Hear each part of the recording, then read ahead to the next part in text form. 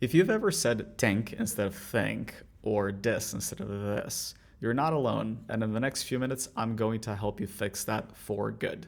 My name is Nicola. I'm an American accent coach, and I've spent over 10 years helping non native English speakers sound more clear and more confident in English. And if you want feedback on your specific accent, not just the TH sound, I do offer free accent assessments. Link is in the description, but without any further ado, let's get into it. In the next couple of minutes, I'm going to take you through the entire process of how to say the TH without complicated explanations, but you're going to understand a full theory, why most people make mistakes, what you need to do to make sure that you never make a mistake ever again. And with a little bit of repetition, a little bit of time, you too will be able to say American TH with ease. So without any further ado, let's get into it. So first thing that you have to understand is that when we speak, regardless of the language, there are kind of three factors that I like to call external factors that are in play here. The first one is your lower jaw. Lower jaw can open and close, right? And for different sounds, it will also move in a different way. The second one are your lips, because they are also connected to your facial muscles, so you can do a lot of different things, such as, right? You can be really playful with this. Finally, the third factor is your tongue. The tongue is also one of the strongest muscles in the human body, and it also touches various things inside of our mouth. So the contact is not the same for the r sound and for the l sound and for the n and so on and so forth. So basically, you have these three external factors. However, we also have one internal. This internal factor is called, of course, the vocal cords. We call it internal because you cannot see the vocal cords with your own eyes. You might be able to do that with an endoscope, but with just your eyes, you can't do it. Now, a common misconception is that the vocal cords are always active. That is absolutely not true. They are active in about 50% of the time, and about the remaining 50%, they're just docile. They're not moving, they're at a standstill. This all makes sense in just a minute, just bear with me. So what is really, really, really likely to happen and will happen is that you're going to have the same movements of your external factors, so lower jaw, lips, and tongue, but you're going to have two options for the vocal cords. They're either going to move or they're not going to move. And this is the first categorization of sounds that we have. We call them voiced and voiceless. Basically, for the voice sound, your vocal cords vibrate, they move, and you can feel that. If you take your hand and if you put it right here in your throat and you try and say, for example, ah, you should be able to feel a slight vibration on your fingers. That means that the vocal cords, they're vibrating. So voiced. However, we also, can say the same sound that is so-called voiceless, right? So ah does not have a voiceless pair, but for example, if you say s, if you try and do that, you'll notice that there is no vibration that you can feel on your fingers. Essentially, this is what is going to happen with virtually all sounds. You're going to have part and counterpart of the same movement, and if you were to theoretically mute yourself, the sound would look the same. It would sound different, but it would look the same on the outside. For example, I'm going to do a pair. So one voiced, one voiceless. B, p, b, p. The movement is the same. However, chords vibrate in option number one, and they don't vibrate in option number two. This all is very connected to the TH, by the way, because TH has voiced and voiceless variant. So one is and the other one is. So first things first, now you know that this is one of the ways that we can use, sounds to classify them into voiced and voiceless. Now, what is the most common misconception? What is the mistake that people make most often? They end up saying t and d. And when you think about it, t and d are a voiced and voiceless pair. However, they are not sustainable sounds. What do I mean by non-sustainable sounds? Well, it's very easy. Some sounds you can sustain for a longer period of time. Just like I said previously, ah, e, o. These are all sustainable. You can hold them for as long as you have air in your lungs.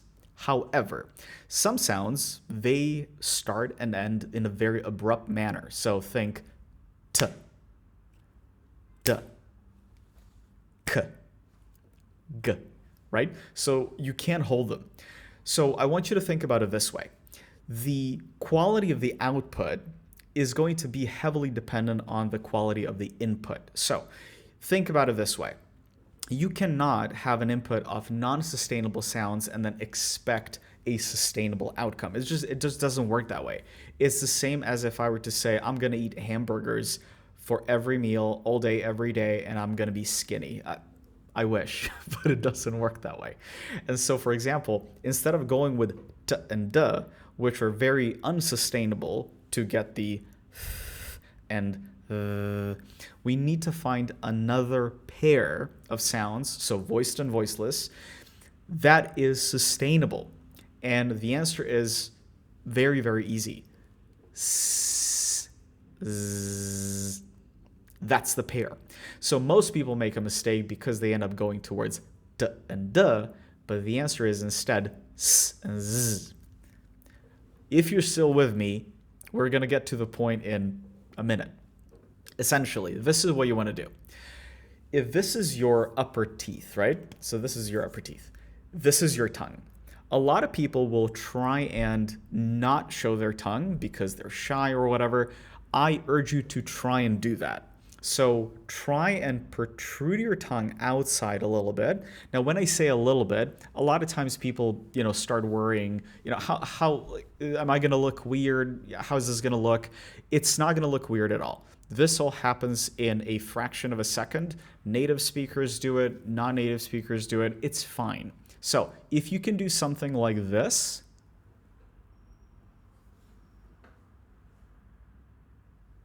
that is great. So you're aiming for 0.5 centimeter to 1 centimeter, maybe a little bit less, maybe a little bit more. You have to play with it to see what works for you.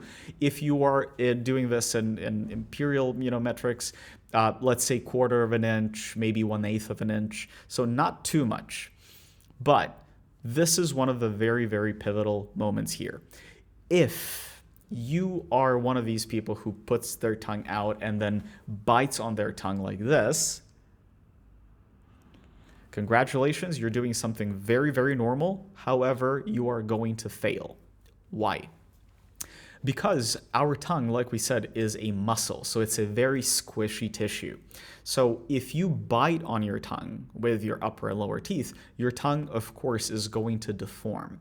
And what is going to, the way in which it's going to deform is it's going to follow the shape of your teeth. So it's going to go like this, right?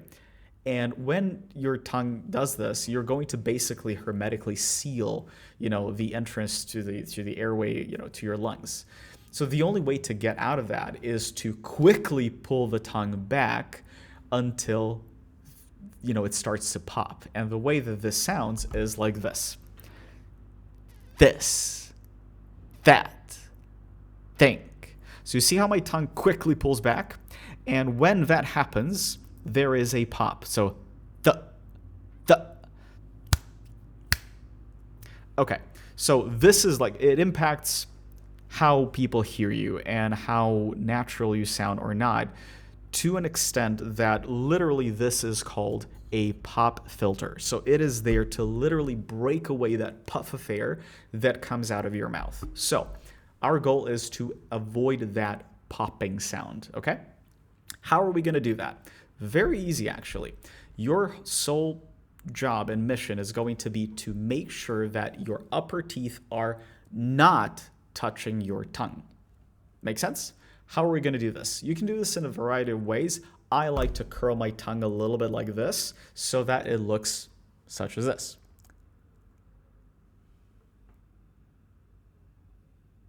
Okay? And very importantly, you are not to pull your tongue back. The tongue has to stay put. Once again, you are not going to move your tongue. So, with that position in mind, without pulling the tongue back, I want you to think, okay, I have a lisp. maybe a bee has stung my tongue and now my tongue is swollen and it cannot move. And essentially, you want to say that voiced and voiceless part and counterpart with that position of the tongue. So how's that going to look like? It's going to look like this.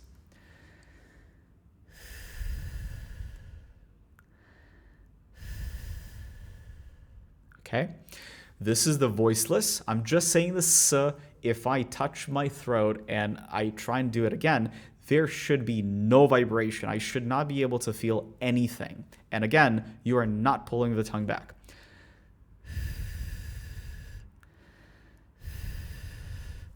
That's the whole thing.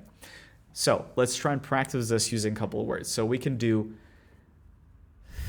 thank you, thanks. You can come up with a lot of different words. Hypothesis, hypothesis. So very soft and gentle.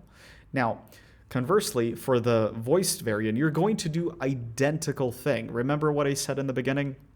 Voiced and voiceless, part and counterpart, they're identical in external factors. It's the vocal cords that are doing, that are making the difference. So again, put the tongue back out. We're trying to say the sound z, okay? So do it again. Tongue out. Curl it. And